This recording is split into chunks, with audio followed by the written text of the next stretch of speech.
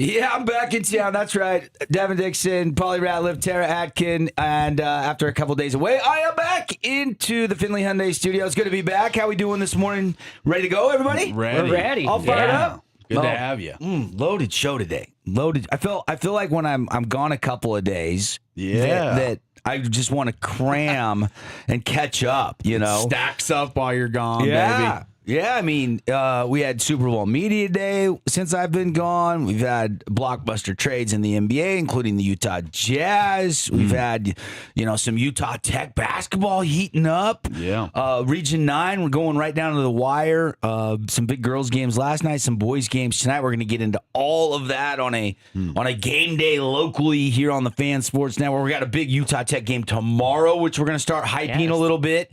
We've got UT Arlington coming to the cozy confines of the Burns Arena. But I think the biggest story around the water cooler this morning is going to be what the Utah Jazz did yesterday. And not necessarily on the court. On the court, it was great, right? Certainly should be noted. Jazz win. They come back. They beat the Pacers. Isaiah Collier drops 22 assists. He's 21 years old, becomes the youngest player with 22 assists in the NBA. Also had 15 points. First Jazz player to drop 15 and 20 since Will Nice. in 2008. Yeah, that's big time. Oh, wow. You're kidding. If Isaiah Collier could only shoot a little bit better, he would be a bona fide all-star. Coming out of USC. Yeah. But the biggest... Yeah, I mean, youngest player to ever do it in the NBA, first Jazz player since Will. That's great. That is awesome. But I'm more excited. I'm excited about the performance. I mean, anytime you have a good performance, you're excited. But I'm not going to lie. I'm not going to sugarcoat it. I'm always honest on the show. I'm more excited about the Jazz trade yesterday. I saw the trade and went, Defensive Player of the Year? Jaren Jackson coming to Utah? I like it. That's a good trade. I got excited. Because I think the Jazz have already been down the path of stockpiling draft picks and using a lot of those draft picks. Last 2 years, they've taken every pick. They haven't made a draft trade, and they've got all this young talent. Well, it's not really turned them around yet. No. And so now they're going to go out and get a defensive big man that maybe you compare with Lowry Markkanen, you compare with Kessler if you can re-sign him. He is a restricted free agency. Obviously, the season derailed due to a Kessler injury, and we love Walker Crashler here on the show. Just eats glass, but he's hurt. Yeah. And they'll have to make a decision, and maybe they'll have to see what the offers look like and then decide if and when they will match any offers since they didn't renew the contract when Walker Kessler was hoping they would renew the contract. Yeah. So Jaren Jackson Jr. comes over from the Memphis Grizzlies, and the Jazz send 4 players and 3 draft picks to Memphis for him. Yeah. I think it's a good move for the Jazz. I'm looking at the full trade details. Are the Grizzlies receive Walter Clayton Jr., first-round pick from Florida this year. Which I don't like giving up but because I like him a lot, but I'm okay with it. All right. Kyle Anderson, Doesn't hurt my feelings. Wasn't there long enough to get attached to him. Taylor Hendricks. That probably is the highest upside guy of anyone they traded away. Yep. George Niang and 3 future first-round picks. And the Jazz received Jaren Jackson Jr., John Conchar, Jock Landale, and Vince Williams Jr. I think those 3 guys most likely not going to play a lot of minutes for the Jazz, but you did get a career 18.5 point per game score. A lot of people don't realize Defensive Player of the Year. He's a big guy, blocks a lot of shots, a lot of rebounds, but this guy can actually score. Like coming out of Michigan State, this was the 4th overall pick by the Grizzlies. He had prowess more as a defensive player coming out of college, but his offensive game is rounded into form. This year, averaging 19.2 points per game. So he can score, and he can add a post presence that the Jazz have needed. I know Kessler, we love him on this show, but he had the sophomore slump. He was hurt. I think this is a consistent scorer, rebounder, block guy, rim protector, whatever you want to call him, for the future. I think this is a great move for the Utah Jazz. Yeah, I agree. I agree. And while a lot of the NBA world has been talking about Giannis Antetokounmpo, talking about how John Morant and his future, there's smoke around LeBron James and his future, although now the latest is looks like he's going to stay with the Lakers for at least the end of the season. But the Jazz take advantage of the situation where everybody's hustling and bustling, trade deadlines coming, and they make a move for a defensive star. And this is what I love, Paulie. He's under contract through the 28-29 season. Yeah. So you make a move for a guy that doesn't have an expiring contract. This is not a money dump. This is a guy that you want to bring in and you want to help him become part of that key core to rebuild the Utah Jazz and take them back to the playoffs. I would agree with that. I think this is a big piece of the core. I think that you have three now. You've kind of got your big three with Lowry, Jaren Jackson Jr., and Keontae George. I think that is the new big three for the Jazz. I think all the trade smoke around Lowry the last couple of years, was he going to get moved to the Warriors or some of the other teams? But he's there, and they've stood by him, and it looks as if he is a piece of the core, even though he's older than some of the other pieces. But it's I still think that he is an integral part of what they want to do. Keontae's rebirth this year has been amazing. Jaren Jackson, you add him to the fold. I think that this is kind of a Trae Young Wizards-like move, but a better one. They're adding a bona fide all-star to a young team to try and assimilate the pups to the NBA game. I think Jaren Jackson's a pro's pro, and he's going to help this team develop more than just his play on the court. I agree. This deal gets done, kind of sneaks up on everybody, and then boom, it hits you in the face. And, I've been you've been calling for this for a while. I've been very critical of Danny Ainge. I've been very wanted critical. Them to use their picks. I did. But now I think this is the right direction to go. Memphis is certainly heading towards a rebuild. Yeah. So you take advantage of a team that is kind of in a situation where the Jazz were at the crossroads when they traded Donovan Mitchell. They traded Rudy Gobert a couple of years ago. Yes. And now you're starting to put this young talent, assemble the roster. This does not deplete your core. No. Taylor Hendricks and Walter Clayton. Walter Clayton was he, a second-round draft pick? Late first round, like 28th, 29th overall, something like that. Yeah. And Utah still has 8 future first-round picks between 2026 and 2032. So you're thinking, what are you going to do with all those picks? The last couple of years, you've used them all, and you really aren't moving the needle. You're not much better. Yeah. Why not give a couple up and bring in a guy that's under contract? Now you put Jackson next to Kessler and Markkanen. That is an ultra-sized starting lineup. That might be the plan. Now, with Kessler coming upon restricted free agency, I mean, that move to get in Jaren Jackson also serves as a nice insurance policy in case he does get a ridiculous offer from a team that the Jazz just can't financially bring themselves to match. Because I think there'll be some suitors with some offers for Kessler. He's still a relatively young player. Well, Tony Jones is saying pretty much the opposite. He's saying league sources, Utah's move for JJJ will not affect the Jazz interest in keeping Walker Kessler long term. The Jazz are doing this envisioning a JJJ, Jaren Jackson Jr., Lowry, and Kessler front That's what court. I said. That's what I said. That's what I led with. I said, look, you put Jackson with Kessler and Markkanen, and that's an ultra-sized lineup. It's exactly what I said. But I did say with restricted free agency, it's an insurance policy. Okay. Because what if somebody comes and offers him $120 million over 5 years and you don't want to pay that money to your third best big man? That's true. Then you have Jackson and still Markkanen, and you're fine. You're fine if you don't decide financially that it makes sense. Have the Jazz drafted poorly? Is that what this move tells you? Maybe. That they feel like they haven't drafted good enough to compete quick enough, and now they have to make some other moves. They have acquired so many draft picks that this is kind of part of the rebuild, right? You got to bring in free agents. And forever, free agents don't land in Utah, so you have to make trades. Yeah. You have to draft well and you have to trade well if you want to rebuild the Utah Jazz. That's right. And so that's why I think I'm excited about the trade. I thought Taylor Hendricks had a lot of upside. The injury last year kind of derailed that. He's healthy now. he's really never done anything to get so attached to him that you're just gut wrenched that he's gone today. No. Walter Clayton Jr. is a late first round pick. You know, he's a shooter. We saw him in the NCAA tournament last year. We loved him. But he's not a guy that you're going to like cry milk over. I don't see Jazz Nation going, oh my God, we love Walter Clayton Jr. so much. I'm heartbroken today. I don't think that's the consensus. I think the upside of Jaren Jackson offsets any of that you and Georges Niang, I mean, he's gone and came back and gone and came back. Mm-hmm. And Kyle Anderson, nice piece, but nobody's really attached to him. Hadn't been here but this year. So, like, this is not a trade in which Jazz Nation are going, oh, my gosh, I can't believe we traded these guys. Like, I'm heartbroken.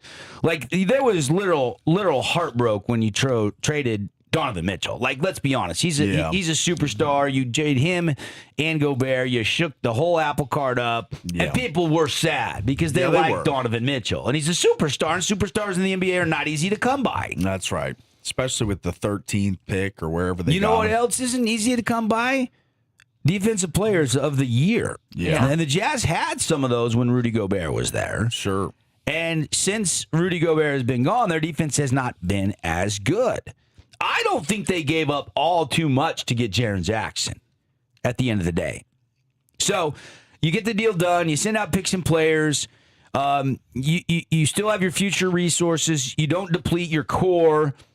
And you might be able to re-sign Kessler. That's the $1 million question in the room. If you can, you have a really big lineup when necessary, when needed against certain teams. Like San it's kind of Antonio. like when the Timberwolves went with Nas Reed, Gobert, and Karl Anthony Towns for a while. They had three bigs on the floor a lot of the time.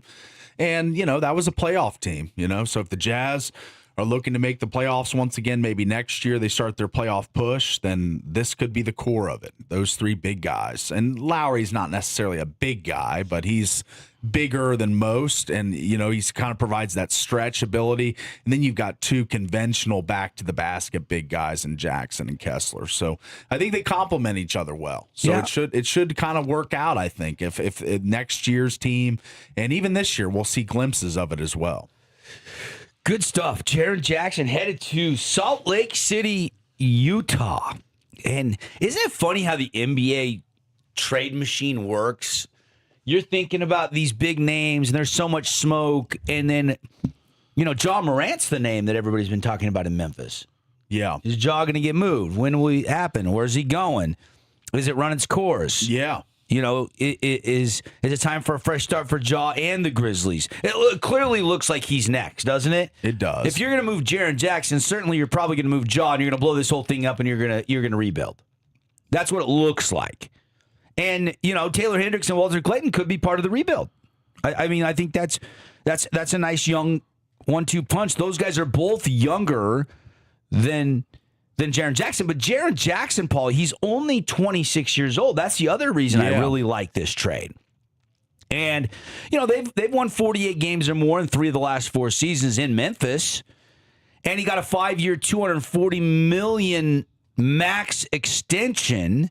Okay, then they decided not to extend Ja. They traded Desmond Bane, and you know, now that looks like that didn't really move the needle right out of the gate. So now they're blowing it up and they're just going to rebuild. Yeah, I mean, Anthony Davis and Jaren Jackson since 2018 are the only 2 NBA players that have over 800 blocks and 400 steals in a season. Only player in NBA history to have more than 100 blocks and 100 three-pointers in 4 consecutive seasons. He shoots 36% from 3. Yeah, that's a weapon. I like that. 47% from the field. And he plays defense in a league that during the regular season normally doesn't play that much defense. Yeah. So I think Jazz Nation should be pretty ecstatic about this. I give this trade at a glance before. You'd never know what a true draft grade is going to be on a trade until later, right? You just don't know. But at a glance, I think this is at least an A- for the Utah Jazz. And I don't hate what Memphis has done.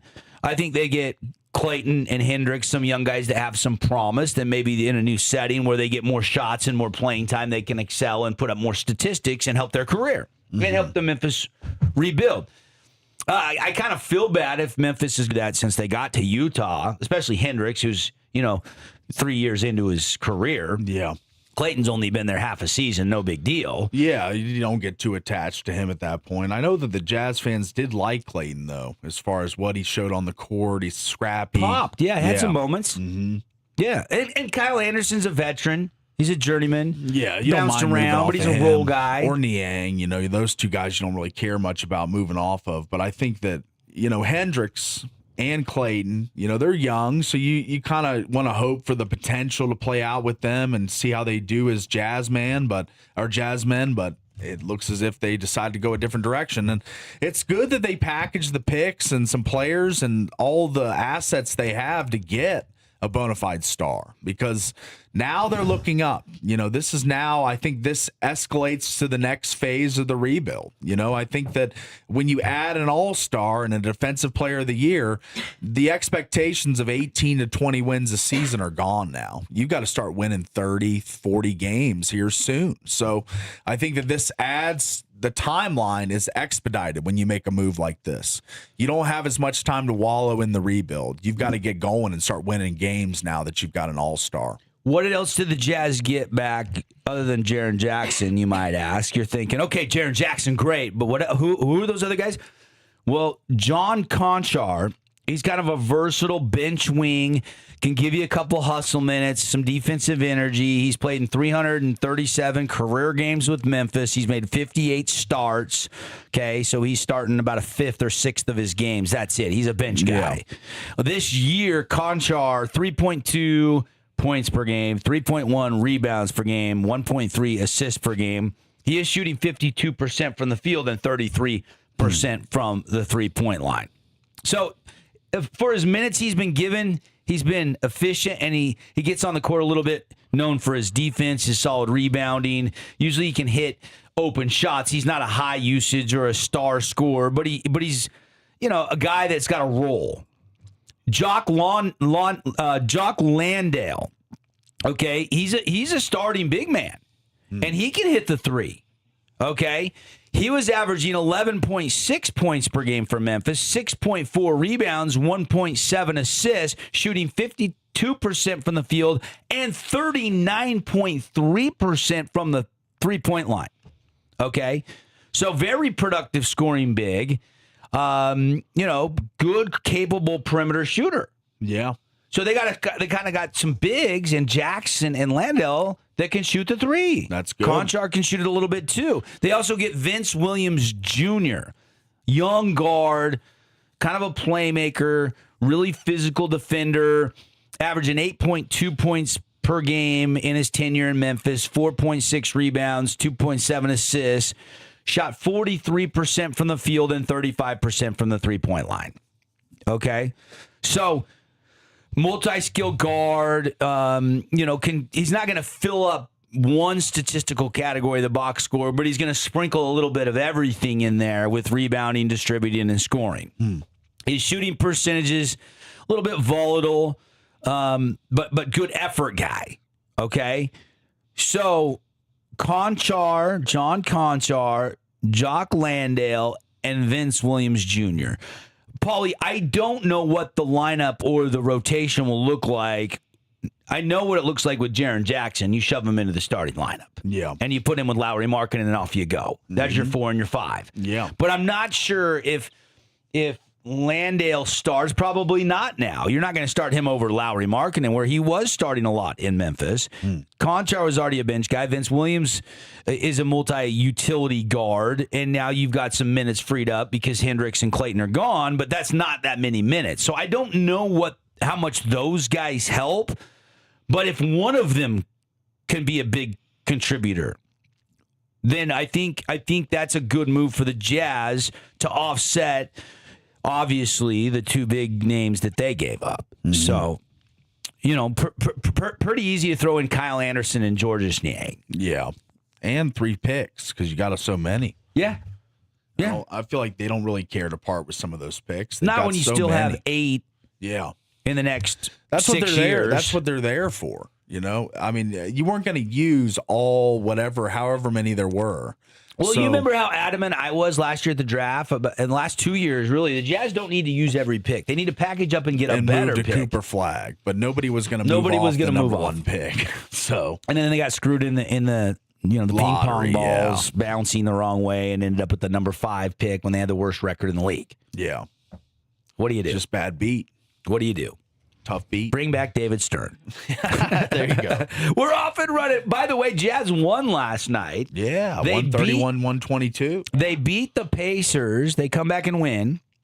Not a lot of defense in that game. I think defense was a little optional. Pretty high-scoring game. Yeah. But in that game, again, Isaiah Collier, youngest player in the NBA, 22 assists, joining guys like Darren Williams and John Stockton that have done it for the Utah Jazz. Pretty elite company. Filipowski, too, had a great night on the board, 16 rebounds, cleaning up the glass. They got some good young pieces. I'm glad that Filipowski was not involved in that trade. He's got upside. You know, I really do think that Filipowski can be a nice piece on a competing playoff team. I think he's like a 6th, 7th guy on a good team. And if the Jazz can he's playing a lot of minutes right now, it seems. But as this rotation rounds out, you get Jackson, you get some of these other Memphis players you traded for. I think that he will play less minutes, but it's very key and vital that they kept him and did not have to move off of him in this deal.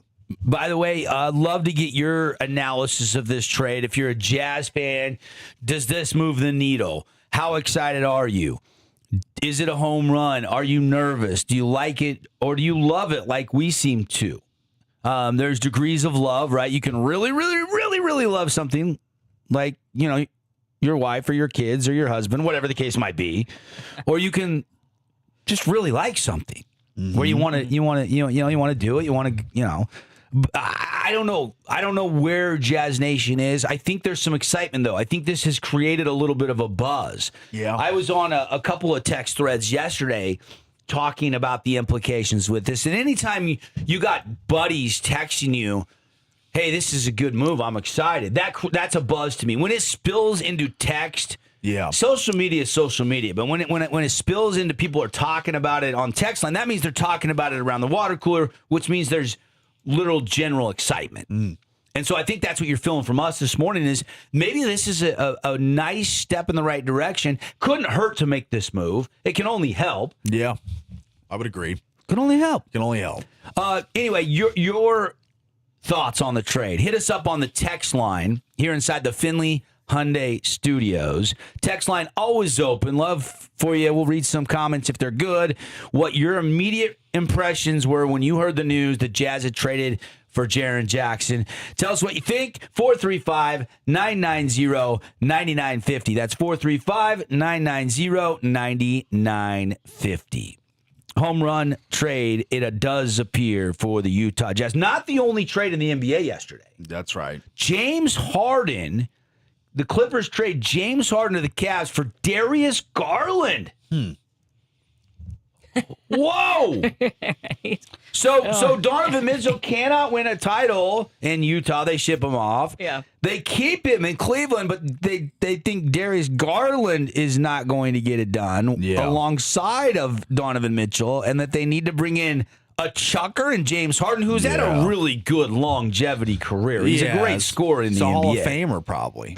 Probably is a Hall of Famer. 11-time All-Star. But at the same time, I think he's never really been on an elite team. You know what I decided Chasing his first title. He doesn't have a title, Hart. You know what I decided about the Hall of Fame? What's that? It should be abolished. No. I don't care. Because there's guys in the Hall of Fame that I don't even know. Yes. There's guys in the Hall of Fame that should be there that are not. Like, I think after the Belichick thing last week, the only thing I care about is if I think they're a Hall of Famer in my own mind. Oh, you got your own hall. Yeah, I got my own hall. I don't care what the stupid voters think. I like that. It's only what I think. Yeah, Angry Doug will be in there. Yeah. Like all kinds of people. All kinds of Seahawks and your favorites growing up. But could you list me who's in the Hall of Fame in baseball, basketball, football? Some. I can't list every Hall of Fame. But there's going to be a bunch of guys that maybe they're older players. Yeah. Like the Hall is great, whatever, the history, go take a tour of it. Yeah. Get familiar with all the players, see the backstories. But really, if we think they're a Hall of Famer, whether they get voted in or not, that's all that matters. Is Alex Rodriguez a Hall of Famer? Yes, he's a Hall of Famer. Why are you hesitating? Look at the statistics. Because we don't like Is A-Rod. Barry Bonds a Hall of Famer? I am in the camp of Barry. Barry Bonds a Hall of Famer. I'm in the camp for Sammy Barry. Sosa. Yes. Mark McGwire. I mean, that was just part of the era at that time, the steroid era, and baseball loved it because that home run chase. Do between steroids make you Sammy hit and the Mark ball McGwire. further? Yes. Do they make you hit the ball more accurately? I don't know. You still have to Not have accurately. hand-eye coordination to hit a little baseball over a fence. That's right. Like, is it a blemish on them? Sure, put an asterisk by them. Vote them in and put an asterisk and say they took steroids. Who cares? I don't care that Belichick's not a first ballot Hall of Famer. I think it's ridiculous he's not. Yeah. But at the end of the day, we all know in our own minds that Belichick is a Hall of Famer. Yeah. So I decided last week that I don't really care about the Hall of Fame except for what I think in my own mind. I like that. No. Yeah. It's true. Yeah, that's right. The DDHOF. That's right. Double D Hall of Fame. But anyway. How many members are in there? Oh, my goodness. You'd have to span the memory base, huh? Oh, my goodness. A lot of people. It would take me years of watching Who would be the film. most decorated team in your Hall of Fame? Probably the Seahawks, right? Or would you just would you be non-biased? No, it would probably be Steelers or Packers because of the longevity. Seattle's only been around since the late 70s. Okay.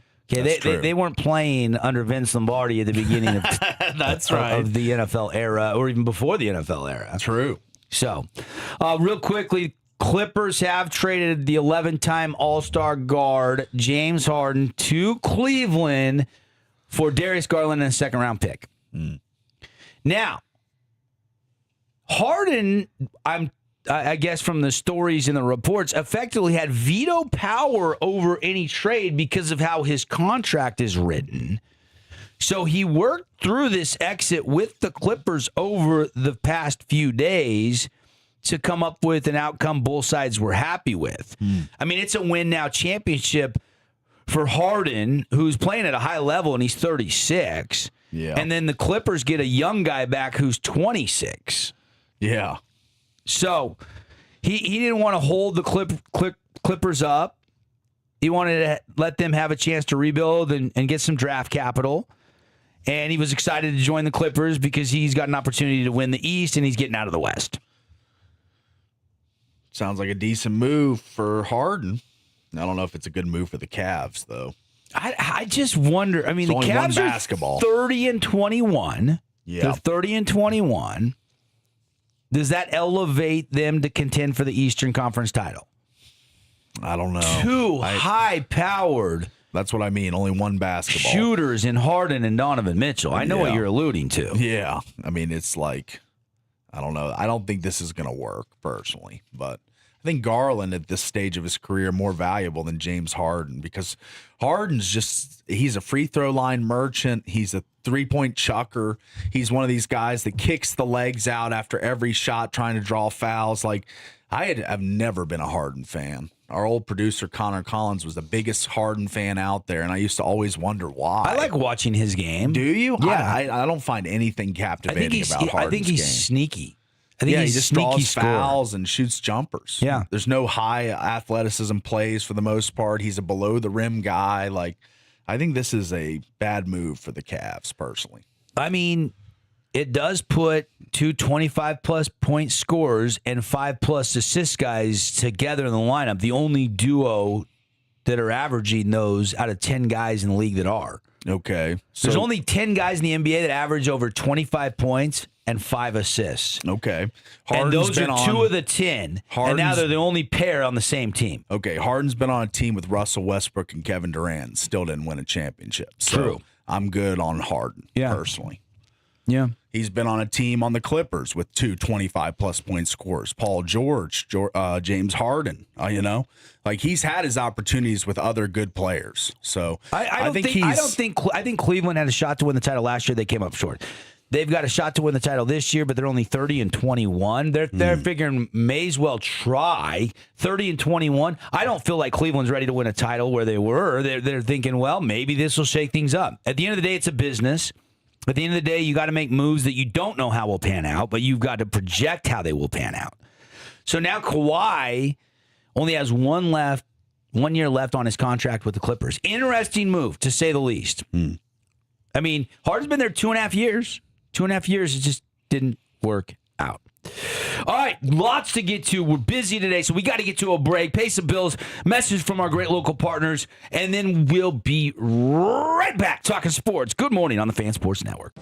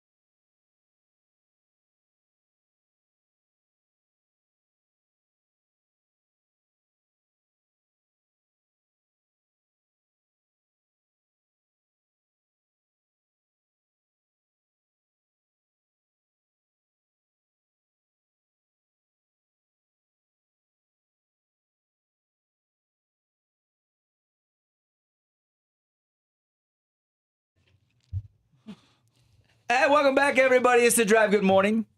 Show today brought to you by our friends at Prime IV. They've got a Valentine's Day special for you at Prime IV. How about the couples retreat?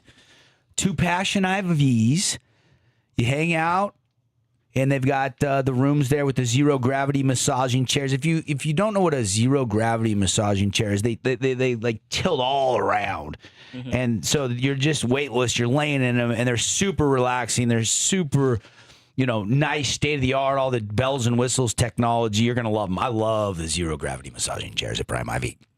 But then you get that all for $250. If you add $35, you can get an optional enhancement, the PT 141, which are the little buccal strips for intimacy support.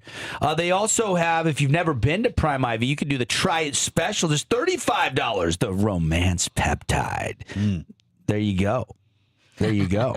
Or you can just do a passion injection for $45. Just a little boost for Valentine's Day. This Valentine's Day, choose presents, choose connection, and choose how you feel. Love it. PrimeIVSTG.com. Big game day. Bring them on out, Region 9 style tonight on the hardwood tonight, Paulie. Back to the action. We had a Monday Region 9 game. Yeah. It did not disappoint. Went right down to the wire. Barn burner. That's right. Crimson holding serve as the number 1 team in the region standings as they edge Snow Canyon on Monday night. And now we get to a busy Wednesday night of games. And boy, this is the final week of the regular season. Can you believe it? Paulie, it comes so fast. It does. I mean, Tara, you can attest to this. This is kind of your first it feels full like we were season just with in us. football. Yeah. Yeah. Every year, I feel like they just fly by faster and faster. Yeah. And this year and last year, maybe as fast as ever before because of the condensed schedule. Right. Yeah. And here we go. We're off to the state tournament. We are getting really right down to the wire. I don't see the RPI shuffling a lot this week. A spot or two, but I don't think we're going to see any big drastic changes. Yeah. It's just the strength of Region 9's schedule, your preseason schedule, your body of work at this point in time is pretty much set. But there are some big games tonight. Yeah. Dixie at Desert Hills, Crimson at Hurricane, Pineview going up to Cedar City. Yeah. Pineview's hoping that they can maybe still get a share of the Region 9 title. Right. Crimson's hoping to control their own destiny, just win out and take care of business themselves and be solo Region 9 champs. Mm-hmm.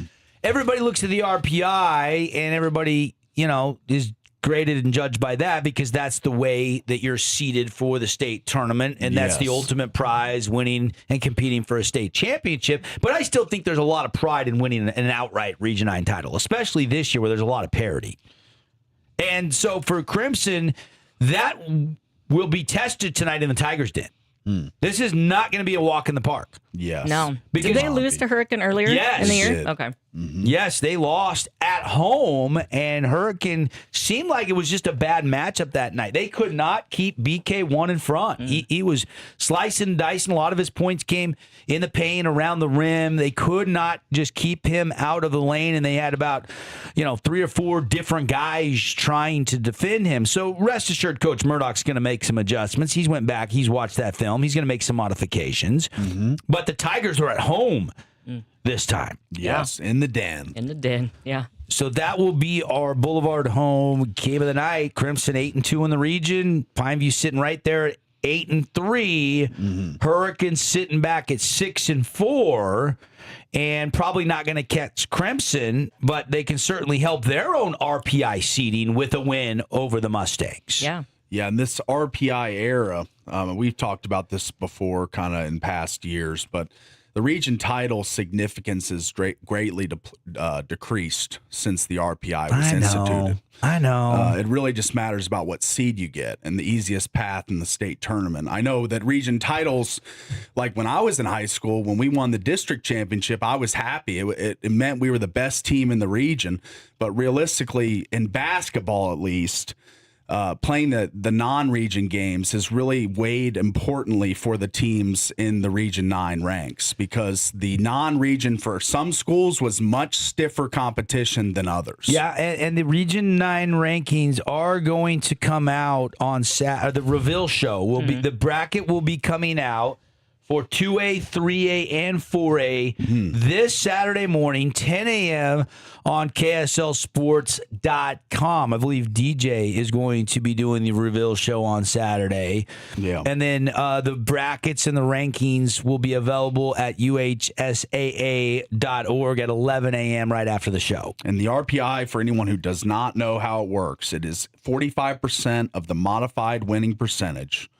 The 45% is the opponent's winning percentage, and 10% is your opponent's winning percentage. That's how it's calculated, the RPI ranks. Is that according to UHSAA? Yes, it is. Yeah, so that's Straight changed. from the website. That's changed. They've adopted the Max Preps RPI. And I was digging for it deep inside of it. Looks like they're in cahoots together now. So is there no scoring margin or any other? So they've changed that? What is the formula for the RPI? It is modified winning percentage, 45%, opponent's winning percentage, 45%, opponent's winning percentage, 10%. That's the RPI formula as of this year. I was talking to a Region 9 coach and I was digging for it, and I was trying to find, all the nuances and the differences between the UHSA and the Max Preps, and I couldn't. They're very similar, if not the same. Yeah. Now. Yeah, it's just one of those things where I still think there needs to be a head-to-head component. I think if you win your region title, there should be a bonus of a point or something. Yeah. Okay. There should be a bonus. Yeah, I think that's fair. It's all about strength of schedule right now. It is. And that's why you see teams like Pineview ahead of Crimson in the last RPI rankings. Well, they went and played Bishop Gorman. They did. They finalized their schedule late. They tried to make sure they had Provo. Dixie had a tough schedule too. Yep, and that's why you see those teams ahead of the region front runner. And some of it's a little bit of strategy and scheduling, and a little bit of luck. That team that you think is going to be good actually goes out and wins a bunch of games. The opponent's. You can't guarantee that. Yeah. So it is what it is at the end of the day. It is. But you just try and make the best schedule you can at the beginning of the year. And you don't, like you say, you don't know how teams are going to pan out. But you can, based on returning production and a lot of factors, you can kind of outline how teams theoretically will play. And I think some of the seasoned coaches in the region, Coach Amico, who's coached at the college level, Coach Roberts, who's coached at Dixie for a long time, they're very savvy schedule makers. And it's showing in the RPI. Sure. Yeah, absolutely. But how? Even though you thought you scheduled great, you still have to have teams that you think are going to be good actually go win some games and win. It's a little bit of a crapshoot. But you can project. And that's why I think there needs to be a bonus for winning the region. They need to add a head-to-head component, and I think they could tighten that up, just even make it a little bit better. It's fine. We'll see what the bracket looks like before I'll rush to judgment, but I do think there's some things they could do to improve it in the future. I do agree the head-to-head component needs to be instituted to some degree. Right. I mean, if you're going to beat somebody head-to-head and be behind them in the RPI. Not just beat them, swept them. Yeah. Crimson swept Pineview and swept Dixie, Pauly. But in Crimson's case, they also lost to two of the teams down the list in the standings in the region, too. So your bad losses hurt you help you or hurt you just as much as your good wins. Yeah. Yeah. So even though they've beaten Pineview and Dixie, they still lost to Snow Canyon and Hurricane. There's one other storyline floating around this week. Can Cedar win a region game? Oh, I know. They are 0-10. I don't think so. I don't like seeing a team take it on the chin and go 0-for and not go get 12 games and you're 0-10. You got two chances to win a region game. Rest assured, Coach Monks and that squad are locked and loaded because this is the last home game and it's senior night tonight in Cedar City. And guess who they play? The Pineview Panthers. Yeah. And then Friday they got to go to the hangar for Dixie Senior Day. That's not going to be easy. No, it's not at all. Two tough games remaining. Lost last week to Hurricane by 12. Kind of got boat raced by Snow Canyon. before that. They've had some close results, though. The Desert Hills games, they've both been right there. Yeah. I think they only lost at Crimson by 10, but a loss is still a loss. Double digits loss is still a loss. So they have not gotten a win. So something else to keep an eye on tonight and on Friday night. Gonna be the Desert Hills games look like you're saying the closest results for them. So hopefully they can. Pineview Dixie. That's tough. Yeah, that's tough. It's just tough. Both those they teams could be going for, winless if it goes chalk like it looks like it could do. And both those teams fighting for seeding too. Sure. Pineview and Dixie. So they're going to be playing their balls to the wall. So this is going to be tough for Cedar. Yeah, no question about it. No question about it. Last night, girls basketball. Some scores for you. How about the Dixie Flyers? They've got at least a share of the region championship, Paulie. Mm-hmm. Casey Winters has done an incredible job. Yeah. They get past Desert Hills 62-52. And Desert Hills raced out to an 8-point lead at the end of the first quarter. So Dixie had to chip and claw and fight back. And they did. And they won by 10. So Flyers, who haven't had a region championship. I was talking to Coach Winters on the show, what was it, a month ago now. And when he told me that they hadn't won a region title in 40 years, I was like, are you kidding me? Dixie girls basketball hasn't won a region 9 title in 40 years? It's a long period. Since 1986? Unbelievable. And you realize that is the only region title in girls basketball in the history of Dixie High School? Wow. They have Trophy case is crowded over there, but only one. Huh? I did not realize that Dixie girls basketball had not played at a higher clip back in the day. They've always kind of struggled. This might be one of the best Dixie Flyer teams of all time we're watching right now. Yeah. And they've got a chance to secure the Region 9 title. They're the only team that can catch them is Snow Canyon. When you look at the standings, the Dixie girls, after their win, huge win over Desert Hills at home last night by 10, they've got a 9-2 record. Snow Canyon's sitting there at 8-3. With the loss for Desert Hills, that drops them down to 7-4. If Desert Hills could have won that game last night, they would have been 8-3, and Dixie would have been 8-3, and Desert Hills could have had a chance to get a share of the Region 9 title. So, big win last night for Casey Winters and the Lady Flyers. Crimson beat Hurricane 72-49. And Cedar goes on the road. The Cedar Lady Reds and upset Pineview 55-51 at the pit last night. So a little bit of an upset there. So the girls' RPI, just like the boys, will be coming out, and the reveal show will be on Saturday for the upcoming 4A state bracket. The girls will finish up on Thursday night, and it'll be Crimson at Desert Hills, Dixie at Cedar, and Snow Canyon at Hurricane. Got to get to a break. Back in a flash to wrap up hour 1 on the Fan Sports Network. It's the Morning Drive.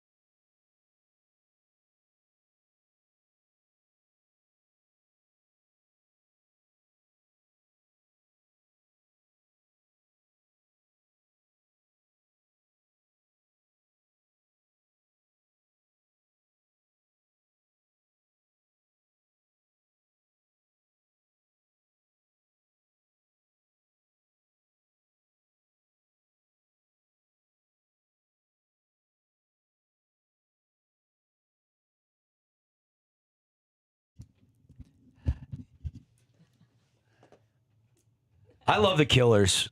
Their old stuff is so good. It is so good. Oh. Let's go. Hey, welcome back, everybody. 7:51 on the drive. Rocking out. Man, I feel like I'm starved for sports talk. Like, we've really only talked Utah Jazz, the big trade, a little bit of high school basketball, boys and girls there last segment.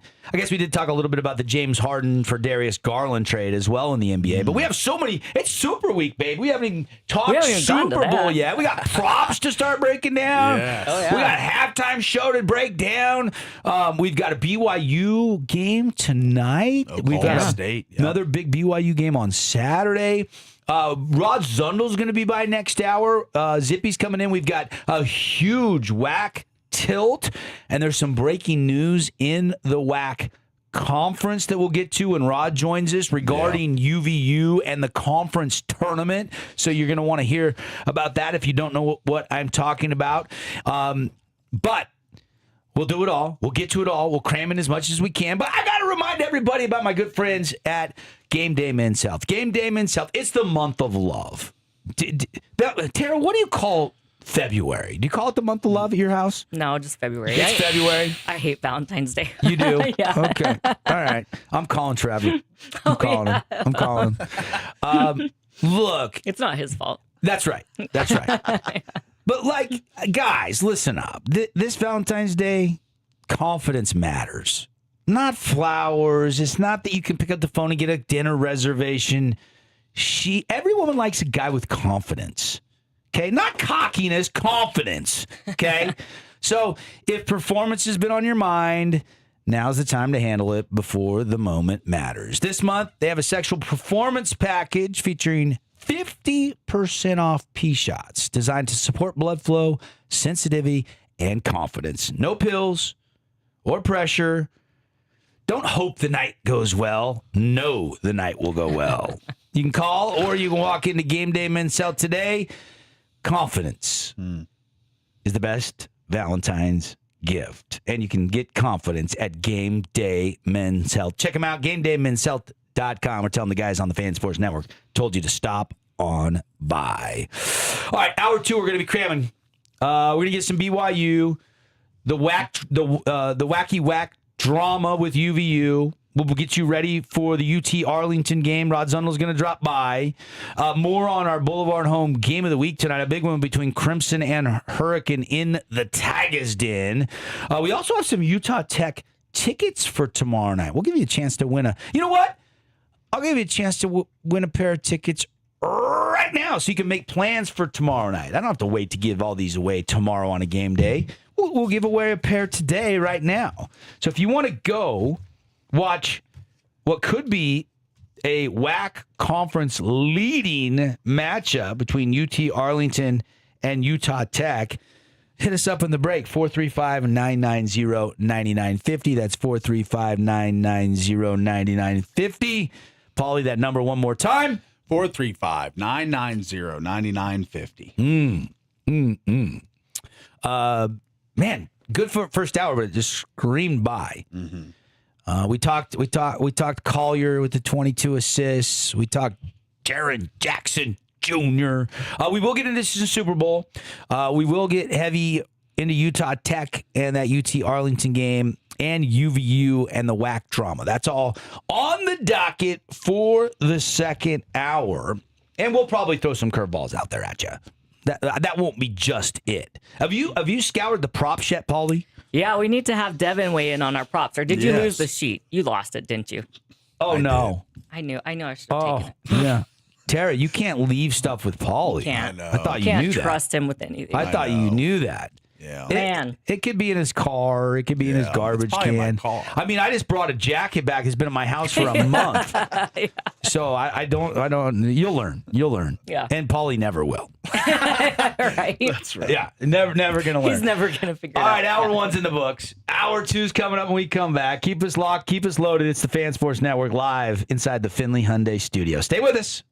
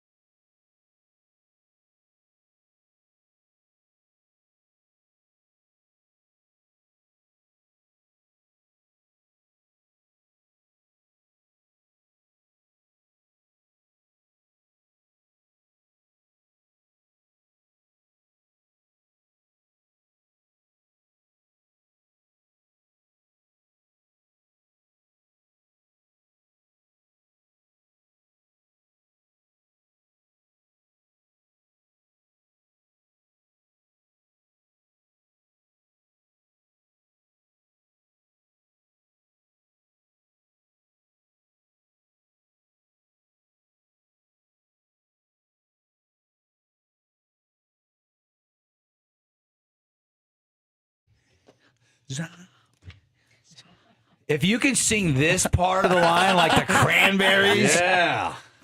she's like so Got real emotion. It's raw. You know, there was a song, "Die on a Hill." It's a new song out. Okay. Have you heard it? I don't think so. I heard it yesterday, and I was driving home. You know, we were popping around, we were Yeah. chatting, and we're like surfing for music. Long drive, right, from Ventura to excuse me, St. George last night, and anyway, this "Die on a Hill." I can't even remember the name. Shiro, I think it was We'll find it. Hold on. something Shiro. Let's see who's the New artist. female artist. It's Sienna Spyro. Spyro. like the dragon Yeah, from the old video game. Carol, give us a taste of this. What is it? Die on a Hill. Die Die on this hill. Die on this hill. Yeah. I Sienna nev- Spyro. And everybody's like, "Oh my gosh, I love that song. It's been around for months." And I'm like, hearing it for the first time For the yesterday. first time. Let's see. Yes. But I'm like, this girl has some pipes. You know when you Okay. hear a song, it's a slower song. It's not going to like pump it. us up. It's not like it's. It's got a little Adele to it. Yes. Yeah. And I was like, sometimes you just notice when somebody's got some pipes. yeah. And that was the song that jumped to my head when I heard Zombie, because I just heard that yesterday. Have you heard this new Tyla singer? You know how I am on new music. I don't know if she's Jamaican or what, but she's got a I see her. really good sound. I think she's going to be the next big thing. Okay. I think she's going to be a star. I heard her song yesterday for the first time too. So I turned on. I think I was just on Hits 1 on Sirius XM, Like top 40 or whatever, right? and don't get mad at me because I have Sirius XM because I love terrestrial radio. When I'm in town, I'm always listening to terrestrial radio. But when I go on road trips, I spend a lot of time listening to the PGA Tour on the way down, and I spend a lot of time on the NFL Network on the way home. There you go. Taking in all the quotes and sights and sounds from Super Week. You don't play Guess the Song? Or like I normally do. That's with other people. Oh, that's with other people. Okay, yes, not but there by was only yourself. two of us in Only the car. two. not So- when he's by himself. The competition wouldn't have been too fierce. It would have been, all right, Uncle Jeff, what's this one? Yeah, Yeah. I don't know this one. All right, let's go to the next one. All right, let's get you just a couple quick headlines here. And then we'll get you ready for the day in sports. And then Rod Zundle's going to be dropping by the show here in just a few minutes. Let's get it. We call it What's Trending, also known as the Top 8 at 8.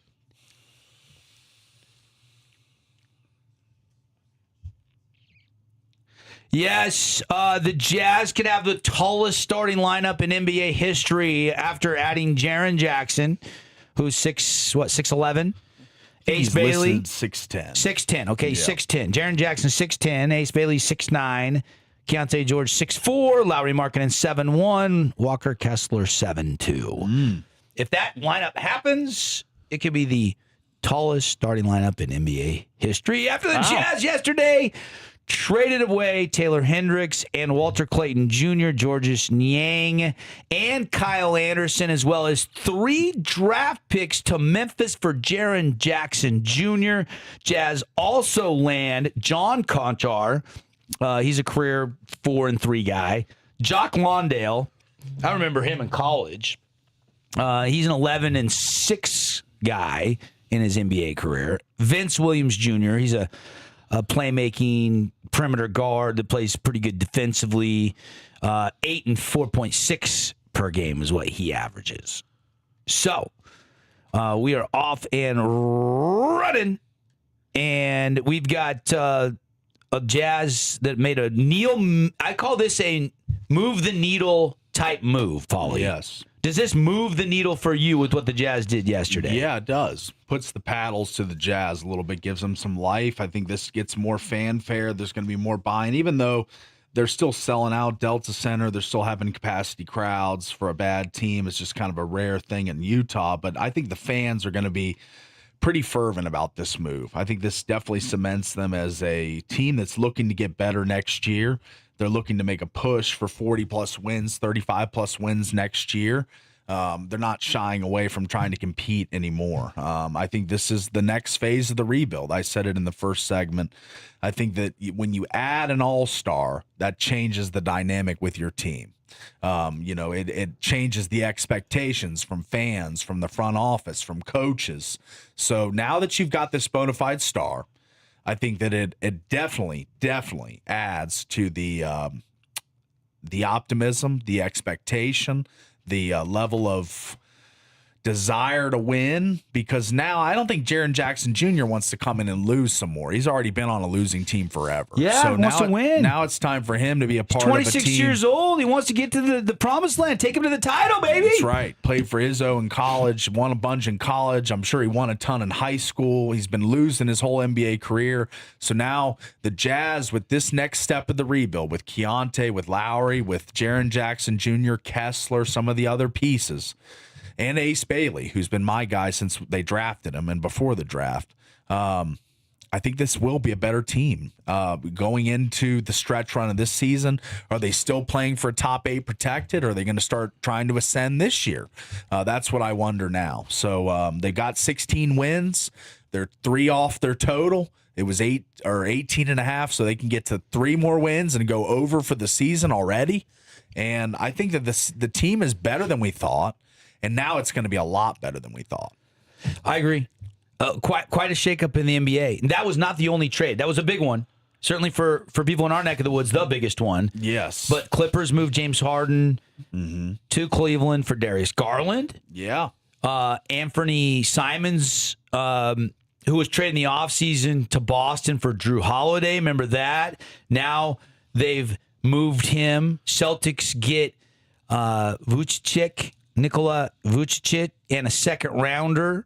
And the Bulls get Anthony Simons. So there's just a ton of trades going on right now in the association leading up to the All-Star break and the trade deadline. Oh, we're getting close to Olympic hockey. Yeah. We're getting close to the Olympics start, this weekend on the ice, right? I think February 6th is the official opening ceremonies, I believe. Yeah. So that's 2 days out. But the Olympic hockey, I believe, begins on the 11th.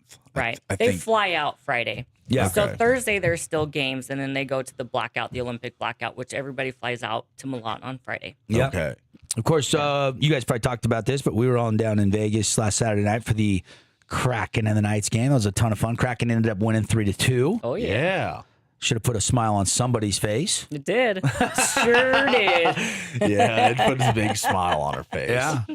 Hey, a good win. Good Yeah, game. it was a good game. Good game. Flurry at the end was crazy. How DeCord was saving all that. I was they're gonna score. I'm like, Oh, that they're- last minute was so the intense. 6-on-5. I was like, they're gonna score. They're just gonna putting tie way it. too We're much going to pressure. overtime. And they were just pelting them with shots. And I was like, yep, one of these is gonna go in. I'm sitting in the press box. I'm like, yep, they're gonna get one here. All the people are like, yeah, they're gonna get one. I was sitting beside this girl that covers the Kraken, and she's like, yeah, late game situations, it's scary sometimes. I'm like, yeah, they're gonna get one here, and they did not. And they did not. The Kraken emerged. Release the Kraken. First win at the Fortress for the Kraken. Yeah. So that was a big deal. It was. Yeah. And you could see when they won, they all swarmed accord. It was They were kinda excited. They were it was pretty it was a excited. big scene. Yeah. Lane's doing a good job. He's coaching them up, man. Coaching He's 'em not up. happy just to rebuild. He's like, I want to win now. Yeah. I thought when And they, that's the thing is the GM came to him and he said, look, this is a rebuild. And Lane was like, no, I'm not okay with that. Yeah. I want to win right Yeah. now. I I'm wanna not play the going to guys. come in and Yeah. And every coach coaches to win, right? Right. and yeah. every GM thinks differently than the coach for the most part. Right. The GM's always worried about the long term and sustainability, but a coach's contract and livelihood depends on winning now. So that is, unless your whole organization is just on the same page and saying, we're going to rebuild this year, we don't expect you to win much. But I thought when they traded away Marchman and helped Burakovsky a in the lot. offseason, I thought this was kind of a rebuild, but it's not. They're playing really well They're right actually now. playing, it is still a rebuild, but they are playing really well. That's right. Which is great. Big night in Region 9 basketball last night for the girls with Dixie getting at least a share of the Region 9 title. Congrats to the Lady Flyers. Last time they won a region title, 1986. It's been 40, That's so crazy. 40 trips around the sun, 40 years ago. Can you believe that? No. And they have at least got a share of the Region 9 title. Yeah. They beat Desert Hills 62-52 last night. Crimson also beat Hurricane 72-49. And Cedar on the road upset Pineview. And so with Desert Hills and Pineview losing last night and Dixie winning, that's why they got at least a share of the title. Now, the only team that can technically tie them would be Snow Canyon because the Lady Flyers are 9-2 and Snow Canyon Lady Warriors are 8-3 going into tomorrow night's finale.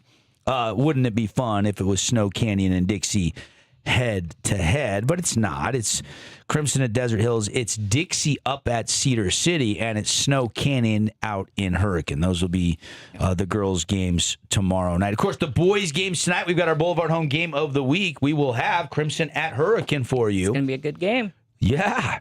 I can't wait. Oh, my gosh. BK1, leading scorer in Region 9, about 23 points a game in the Tigers' Den. Yeah. And Crimson trying to win the Region 9 title. They don't want to share it with anybody. No.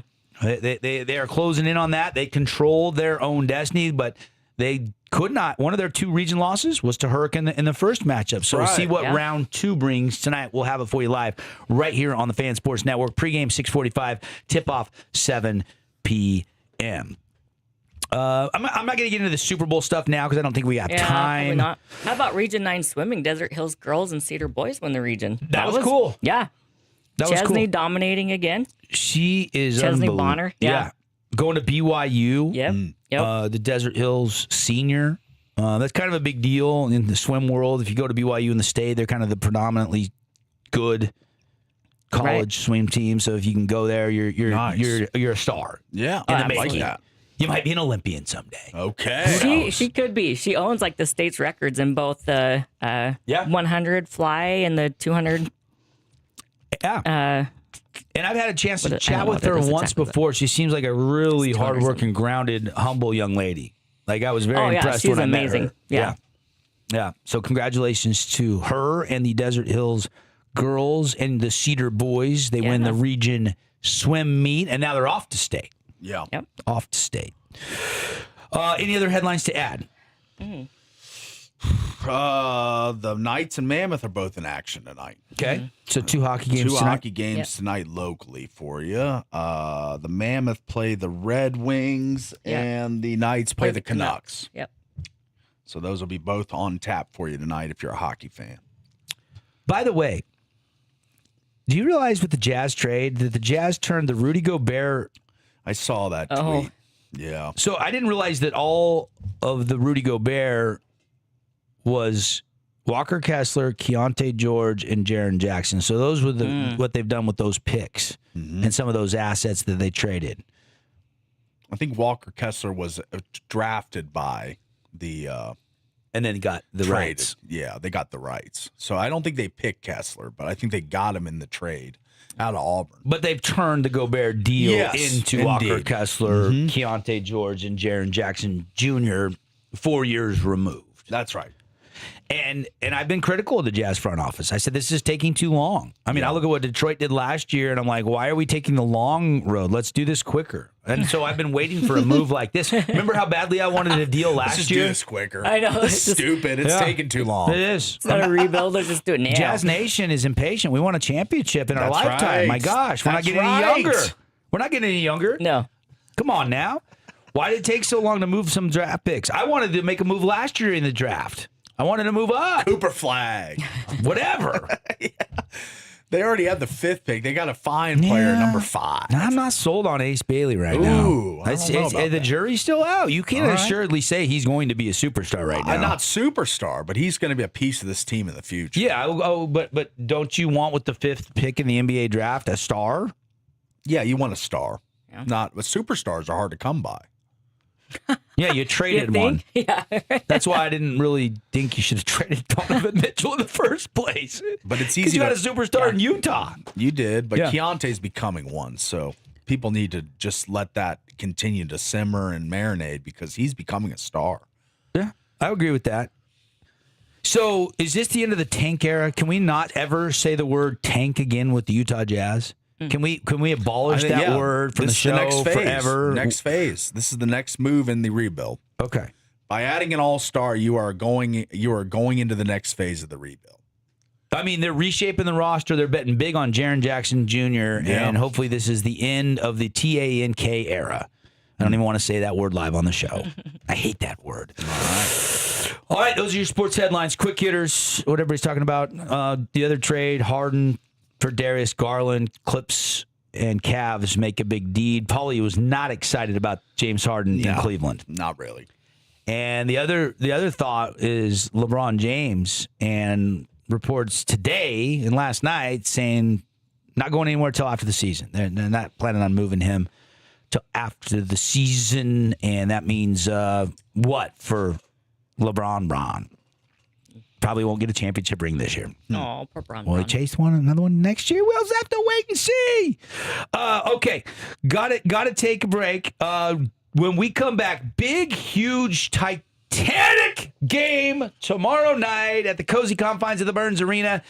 Here to talk about it, Rod Zundel, voice of the Trailblazers, will stop by, and We're going to give you a chance to win those tickets, I promised. In fact, stay tuned. We'll do that at the end of the next segment. We'll give you a chance to win some Utah Tech UT Arlington Mav tickets. That'll be tomorrow night down at the Burns Arena at 7 p.m. Quick break. We're back talking Trailblazers on the Fan Sports Network inside the Finley Hyundai Studios.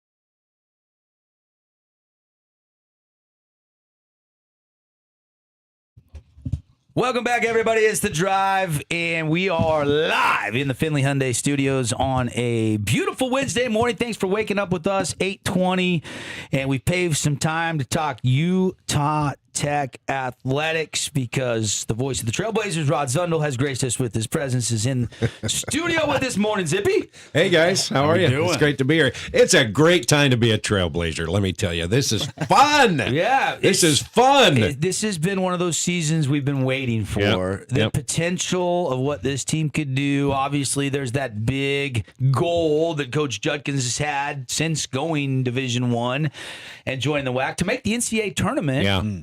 And there's a realistic opportunity this year. Now, you got to win the conference tournament, and you got to go win a couple games down in Vegas and WAC Vegas, but that's not out of the question at this point in the season. No, but first things first, you got to win these 3 home games, because right now they're a half game out of first place, 3 teams in front of them, Utah Valley, Cal Baptist, and UT Arlington. All 3 of those teams are going to be here in Burns Arena in the next week and a half, beginning Thursday night with UT Arlington. The last time they were here, it was a 4-point game, and our guards went 7 for 39 shooting, 1 for 11 from 3, and that has not happened. That was just a one-off. So I expect this to be a lot better game, and it's just exciting. We have the length that we've never had before, 6'7" and 6'8" on the wings. We got a 6'7" point guard in Juice Holt. He's not a point guard, but he's been playing it. Yeah. And so we've got an opportunity to do something that we've been waiting, like you said, to do ever since we made the transition to Division I. But it's so much fun, and I got a little glimpse and an idea of what this team could be and how fun they could be to watch.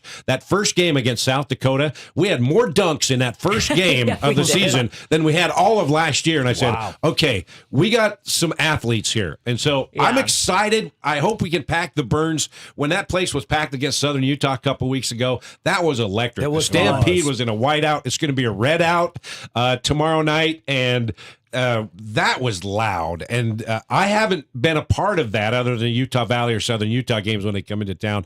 But you guys have been around longer than I have back in the junior college and in Division II days. That place was packed, and that makes all the difference in the world. And these players and coaches appreciate it, and that's what they say, and man, that was fun. Yeah, that helped us get the win. And as good as that crowd was against SUU, there was still 400 or 500 empty seats. Well, 1,000, yeah, because it holds, 4,900? And we had about 3,900. So it was I saw the announced attendance, but I didn't notice. I thought that was a discrepancy between how many seats looked open, but maybe that was just me at a glance. Yeah, I thought that was going to be more than 4,000 in attendance. I thought so too, but you know, our eyes deceive us. But you know, when you're great turnout from the students. Oh, absolutely, they had that place packed. That whole end zone was just all white, and hope they come out again, because this is huge. I mean, this is something that we've been waiting for, and I can't emphasize enough a packed gym with a chance to get after first place and get a WAC regular season title and a legitimate chance to win a WAC championship and go to an NCAA tournament. Can you believe we're saying that? Yeah. I mean, it's and Juddy is coaching his tail off, because these guys, you know, we've had a problem in the past years of turning the ball over, but we don't turn the ball over. We share the ball. Yeah. It's team basketball. It's fun to watch. I was a little worried when Madiba Owona went down. That's one more on-ball defender, maybe arguably our best defender, but they have actually kind of got some chemistry since his injury, Rod. It really surprised me how this team has kind of come together, even though they lost one of their budding stars. Yeah, that was New Year's Day at Abilene Christian, about 4 or 5 minutes into the game. And he went out, and everybody kind of like, oh, my gosh, you know, he's one of our best athletes. But then, within 2 minutes, we went on a 22-0 run without Owona. And I think they took it upon themselves right there to say, okay, you know what, we got to step up. We got to cowboy up. And they did. And I think that proved to them that they got their first ever win in Abilene Christian on New Year's Day when their star went out and they had to, adjust. And I think that proved to them and said, okay, we've got something here and we can step up. And it's really intriguing to watch who steps up at certain times, because players are making big time plays in crunch time. Yeah. And last week against Tarleton, Dario Domingos, who played at Tarleton, he came up and was huge. And then also in the game before against Abilene Christian, they were just pummeling us. They were just being physical. He came in, went 0 for 1, but their big guys fouled him because he just backed his big old butt down there, and that's tough to stop. Yeah. And they fouled him. He went 7 for 8 from the free throw line, and that changed those. Dario Domingos comes in, doesn't get a lot of playing time, but he changed this game with his physical play and made other guys have to play physical against him, which opened it up for everybody else. It's just, and then Chance Trujillo hit a couple of shots, and then Noah Belonga a career high, and then Tanner Davis, the true freshman, coming up with tying a career high 5 steals against Abilene Christian. At times, it's not that you're great every moment of the game. It's that you're great when you have to be. And we've had a number of different players be great when they have to be and make the plays, which we haven't been able to do the last few years in the transition to Division I. And you talk about the last few years, Rod. How many years has it been where the Texas two-step on the road, Abilene and Tarleton, is just, it felt like an insurmountable task. This year, a lot of wins in the state of Texas. Yeah. Three. Three. Yeah. You know, our first ever sweep last week. And that was a big moment because, like I said at the Abilene Christian game with Owona going out and them stepping up and getting the win, and then doing something that's never been done before. Again, just another step in the progression in their psyche, saying, okay, we can do this. Yeah. You know, and then when UT Arlington was here last time, we had a 6-point lead, I believe, with 1.5 minutes, 2 minutes left, and then they put on the pressure and they came back and won it. So with our guard line, three of our 4 leading scorers going 1 for 11 from the 3-point line, and that's the only game that we have not hit 5 or more threes. Okay, and that's what you need to make a run in a conference championship. Hit your threes, and then also to get to the NCAA tournament. But they find different ways to win. They get it done in the paint. They make drives, and then they hit some big time threes. That 3-pointer in the final 15 seconds when we were up 3 against Tarleton in the corner with about 2 seconds on the shot clock by Juice Holt. Just another example of guys making plays, and that's what makes this team special. And this is a special team with a special opportunity. Yeah, trying to go down to win the conference tournament, get the first ever Utah Tech bid to the NCAA tournament. Right. And if there ever was a year to do it, this is the year. You thought you only had to go through 6 other teams. Now you only got to go through 5 other teams. Yeah. With Utah Valley and the WAC battling it out. Kind of getting ugly between UVU and the WAC. Yeah, and I feel bad for the players. Even though we're a rival with Utah Valley, they're good players. They're good guys. They work hard. You feel bad for them. This has nothing to do with nothing them. to do with them.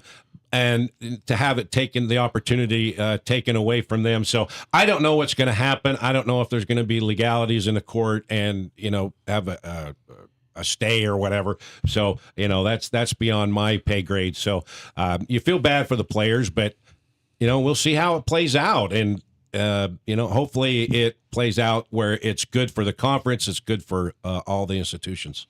And Rod, this tweet kind of encapsulates what's happening with the WAC. WAC Hoops Nation, our friend Kyle McDonald. Yeah, Kyle. 2021-2, 13 teams. 22-3, 13 teams. 23-24, 11 teams. 24-25, 9 teams. 25-26, 7 teams. 26-27, league no longer exists. It was such a good league, still is a good league, but as of right now, we have a 6-team conference tourney. 6 with like 6 exclamation points. Yeah, it's the WAC has a great tradition. It's a great basketball tournament. There's some great basketball going on with some great teams, but with Grand Canyon leaving, Seattle leaving. That's just the state of college athletics now. It's kind of a sad statement on it. Yeah. I wish they would just get back to regional conferences. Absolutely. And take care of that for regional rivalries. And that's why we're excited to go to the Big Sky Conference next year, because now we have regional rivals that our fans know where these teams are and where they're located, what cities they are. And, we're driving to Weber, we're driving to Idaho State, driving to Northern Arizona, and we're back to our regional rivals. So kind of back to the junior college days with Ricks and Snow and College of Eastern Utah. It's kind of got that feel to it again. So it's excited that we're getting into the Big Sky. But first things first, the WAC might as well go out with, in a blaze of glory. That's right. A bang. And, if it's the ending of the WAC, it might as well be our first. if you don't know exactly what we're talking about, you haven't heard the news on the UVU, the WAC has basically filed a lawsuit against the university saying, hey, you didn't pay us to leave the conference $1 million exit fee. The lawsuit says UVU is refusing to pay that for leaving the conference. But this does affect your coaches, Coach Phillips, and your players. Who UVU they're not is not permitted to participate in conference championship events, NCAA championship events, and this is the big one for them, and or appear on conference-sponsored television, radio, or other media packages. They're going to go dark. Yeah, and that won't affect us because we've played our one game at Utah Valley, and we play them 2 more times beginning next Thursday. But at home. Home, so that doesn't affect us as far as the ESPN will still be seen on ESPN Plus, but not when their they're home broadcasts. Correct. Correct. Yeah, and so it's just it's a difficult position, and who's to say who's at fault? I don't know. I don't know the particulars, so can't comment on that. Hey, your conference is going away. It's crumbling, and now you want an exit fee? Yeah. Right. What did Grand Canyon have to pay an exit fee? Did Seattle University have to pay? I need to do some research on this before I rush to judgment. because I'm not sure on those specifics. And Cal Baptist was leaving too, so plus us, SUU, everybody's leaving the conference. The conference is going away. It's disintegrating. So so I don't know the particulars on that. It's just kind of a mess. It's not a good look for anybody, really. No. And so, it puts a bunch of institutions, a bunch of players in a tough position. And, I hope they get it worked out, whatever that is. I don't know what it is, but it's just a tough situation. And all we can do is just speculate. So there's no reason to try to, say, hey, I know this, I know that, because, we don't know the particulars. That's above our pay grade. So. But it's a tough situation, and the only thing that we can do is worry about UT Arlington tomorrow night in Burns Arena and get the win, and then get the win next Thursday against Utah Valley at home, and then get the win on Saturday against California Baptist. All 3 of those teams are a half game in front of us, so it's right there for the taking, right in front of their faces. The players know it, the coaches know it, and sometimes you think that with all on the line for the first time ever that they would get too psyched up and all that, but I don't think so about this team. They've got that little something, whatever that is, and I'm just so excited to see how they're going to come out. I'm fully expecting us to come out and play great basketball. We're going to get challenged because the Texas teams love to put pressure on defense, but this team, unlike teams in the past, they've been able to handle the pressure. Once they get that initial punch, they've been able to handle it and be more patient and get open shots. When teams pressure, they may get an initial steal or 2, but we've seemed to find a way to work through that and be patient and get open shots. And Juddy loves it when they're pressuring because with this team, they know how to get open shots. So I'm just looking so forward because we've waited for this and we've had tough times making that transition from D2 to D1. Yeah. And now we've got the players, we've got the situation right in front of us. I'm so excited to see how these guys are going to perform, and I fully expect them to come out and have a great game Thursday against the first place team. All right, we'll have it for you tomorrow night, live right here on the Fan Sports Network. Also, Rod will have the call on ESPN Plus. If you can't make the game, you can listen or watch it tomorrow. Right, and tickets at Utah Tech.evenue.net. And also, if you want, we're going to make this easy for you. If you have a group of 12 or more, a business, or you want a bunch of people, and we're going to make this easy for you. I'm going to give you a name and a number that you can call, and she will take care of your group tickets of 12 or more, so you don't have to go through the whole thing. She'll take care of you lickety-split. Oh, that's nice. Window. So if you want 12 or more in a group to tickets for tomorrow night or for next Thursday, Utah Valley, or next Saturday against California Take your Baptist. youth junior jazz team or your Bantam That's team right. or your soccer team or whatever. We're going to make this easy for you. Call Nikki Hope, and here's the phone number. Get your pens down. 435-212-4713. Here it comes again. 435-212-4713. Nikki Hope, if you have a group of 12 or more, she will take care of you. She will make it so it's quick and clean, and you don't have to go through the website, and you can have your group tickets taken care of. She'll handle it all for you, and you can come and enjoy the fun because it's going to be rocking, and I'm so excited to Tomorrow see night, it. Yep. we'll be there. Rod will be there. We'll be fired up. UT Arlington coming to town. 6:45 pregame. Yep. Tip off right at 7 o'clock. Yep. Let's 6:45 pregame here on the Fan, and also on Trailblazer Sports Vision if you want to watch it. And we'll have highlight video of the game, the win over Tarleton, and hear from Juddy You got to any? get the final word. You got Billy Gillespie throwing a chair or anything in that video? Was he? Billy on? Gillespie hasn't coached. He's not the coach anymore. Oh, he gone? They've got the acting coach because he's having some health problems. He's missed 6 games. He hasn't gone on a road game in conference play, and so they just last week. How old they is made Billy now? I bet he's only 60. Yeah. 61 he's or not 2, that old. if He was that. coaching at Kentucky not Yeah. long ago. Yeah, it didn't feels seem like Yeah. that long ago. But Well, he's that's had scary some to health problems, so he's trying to deal with that. So we wish him the best. But Yep. anyway, They've been kind of the disappointing team. They had a lot of high hopes coming into this season, and they've Well, kind of sputtered. they had the nation's leading scorer for a while. Now the third leading scorer in the nation, he was in a boot. Their third leading scorer was in a boot, and then their Had some dynamic freshman injuries. was in a boot. So they all missed that game and Utah Valley game a couple nights before. So we got to go back down there again and take on Tarleton and Arlington. And so we got to get it done at home. These 3 games here in the next week and a half, so crucial to make a leap and to get after it because we got to go to Arlington and we've got to go to Tarleton again. Love it. Love it. One other thing, speaking of Utah Tech, and we'll give you a chance to win some tickets in the break here. We got a pair of tickets for tomorrow night's game. Just one pair. That's all we're giving away today. Juddy's going to drop by the show tomorrow. We'll give you a chance to win a second pair tomorrow. But if you want a big group, like Rod said, you better get your tickets because we only have 2 pair to give away. But I did want to mention, because I was down there at the tournament. I was watching Coach Sutterfield start the round with David Likety, and he ended up winning the Bill Colum Invitational. Yeah. CSUN, Cal State University Northridge, was hosting at down in Ventura. It's a country club called the Satakoy Club. It's a beautiful golf course. They had the greens tuned up to a 13. Wow. And I can't tell Just like you like them. I can't tell you how many balls I saw land past the pin and suck all the way down a false front to a 50, 60-yard chip. It was incredible. That course was playing. He won. He was the only 2 guys at even par or better. They both went to a playoff, and Likety won in a playoff. He's your individual champ for Utah Tech. And they didn't even have enough to compete for the full team.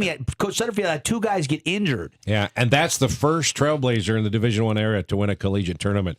And what That was a loaded field. What a last 6 months it's been for David. Last fall, he won a couple of matches in the U.S. Amateur and made a run, and Got to then the round of 32. exemption at Black Desert for the PGA event, and now wins his first tournament. Wow. He's doing great things, and we are so excited to have him, and look forward to even better things in the future. So, and then we got some recruits coming in too with Sutterfield and the golf program too. That's going to be, that place is building, and got to give a lot of credit to the practice facility out of Black Desert.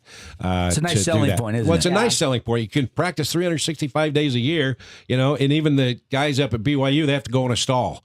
A heated stall in the winter, except for this winter. But but you can, if you want to improve your game 365 days a year, you've got it at your disposal. So that is a great recruiting tool. Yeah. Good stuff. Rod Zundel, everybody. Tune in tomorrow night. Pregame again, 6:45 on the Fan on Trailblazer Sports Vision. Big one at the Burns. Hashtag Pack the Burns. All right, 1 pair of tickets. That's all we got to give away. 435-990-9950. We'll take our winner in the break. And good luck. Caller number what, Paulie? 3? You want to do 3? Yeah, we'll do Caller 3. 751st caller. No, we don't want. We can't count that high. 435-990-9950 if you want to go watch the big home game tomorrow night, and hashtag Pack the Burns Arena. We got to take a break. We'll be right back.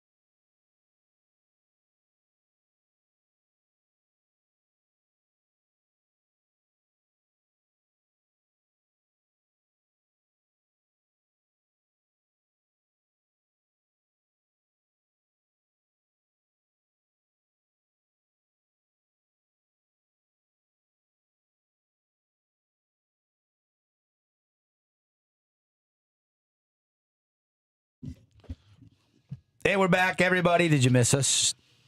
Devin, Paulie, Tara pushing all the buttons. We are the Morning Drive on the Fan Sports Network. Show today brought to you by TDS. TDS, they're rocking TDS cable in here on the Fan big screen TV in the studio, keeping us up on all the breaking news. See what TDS can do for your home or business.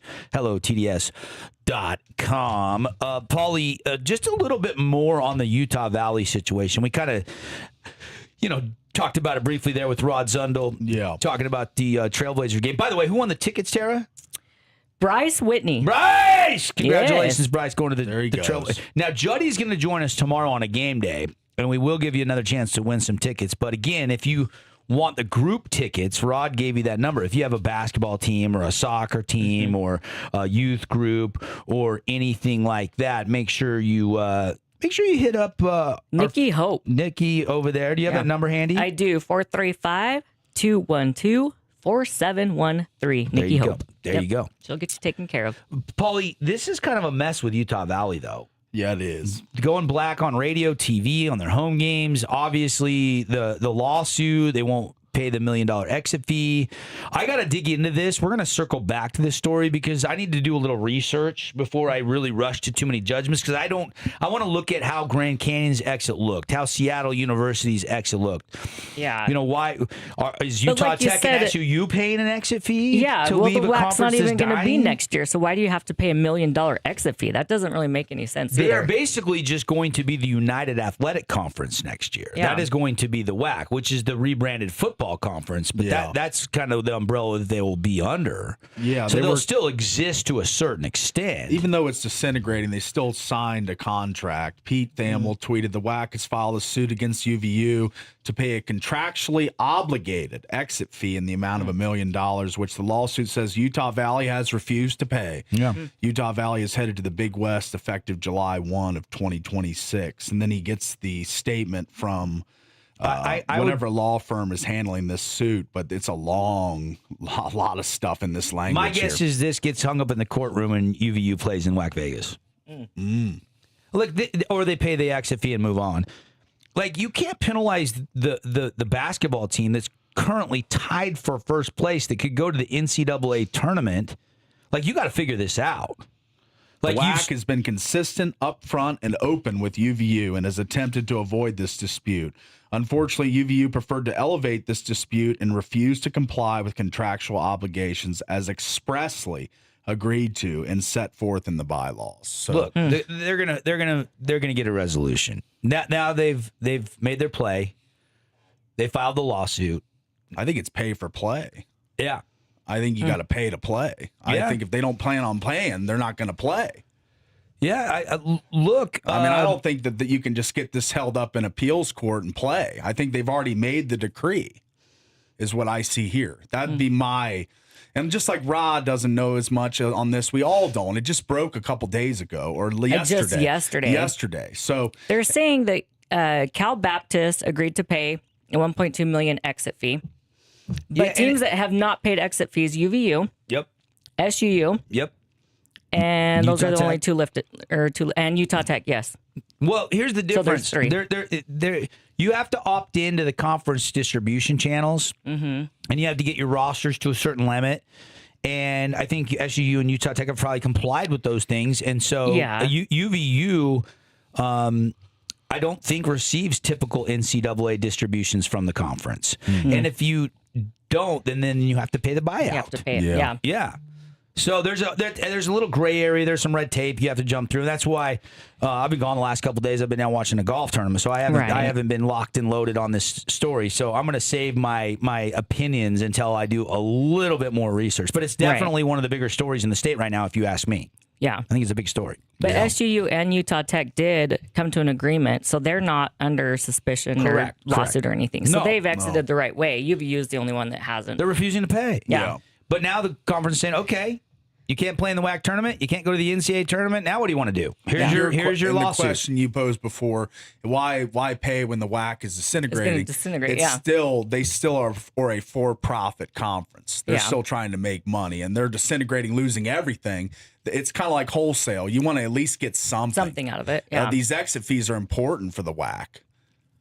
No. Yeah. I mean, some of the Pac-12 schools paid some pretty hefty exit fees to Washington State and Oregon State specifically. Yeah. And every team that leaves a conference, to be in that conference, you're contractually tied to that conference.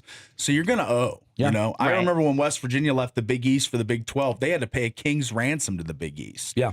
And so many teams that left the ACC, the Pac-12, like you mentioned, everyone's got to pay. So I don't really understand why UVU thinks they're above paying their exit fee, but that's going to hurt them. And they've been stripped of everything. So as a result, among other consequences, they're not permitted to participate in conference championships. That'll be the WAC tournament. NCAA championship events if they win the WAC tournament. Yeah, I think they're gonna have to come to a resolution. And this not is not permitted fair. to participate in conference-sponsored television, radio, or other media packages. For how long though? The rest of the season Doesn't matter. They're leaving Well, the yeah, Big it's West. like the rest of the So season, they either though. So say maybe they it's- either got to say forget this season. Yeah. Let it get hung up Let's in just court go and hope on. they win, or they're going to have to reach some kind of an agreement and get access back because that hurts the student athletes, the men's and women's basketball team not having a conference But the tournament. admin know that's horrible. that. The admin know that. They didn't pay the fee. The other situation is the UVU president is resigning at the end of the school year. So on the way out, this is not a lasting impression you want to leave. So I don't know how much that factors in or not. There's a lot of moving parts There here. is. And maybe that's some of the problem is they just don't care. Yeah. They're out. So All right, got to take a final break. Come back. We'll get you ready for the day in sports. A couple shots for the road. We'll set the table for the broadcast schedule tonight and the rest of the week. When we come back, we'll wrap things up on the Fan Sports Network show today, brought to you by Coral Canyon Golf Course. Oh, it's going to be a beautiful day. Call out to the pro shop, see if they got any tee times available. 435-688-1700. Coral Canyon Golf Course. Fantastic weather, fantastic golf for a fantastic price.